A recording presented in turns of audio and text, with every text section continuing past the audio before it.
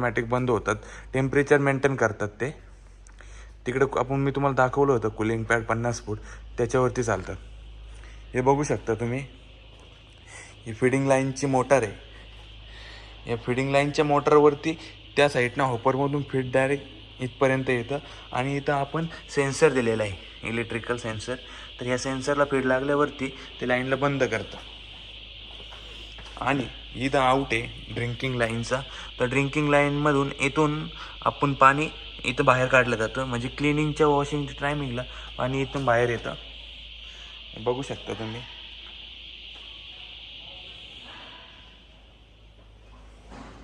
तर असंच आपल्या पेजला स्वामीजी इन्स्टॉलेशन एंटरप्राइजेसला फॉलो करा आणि नवनवीन व्हिडिओ पाहण्यासाठी बेल आयकॉन प्रेस करा.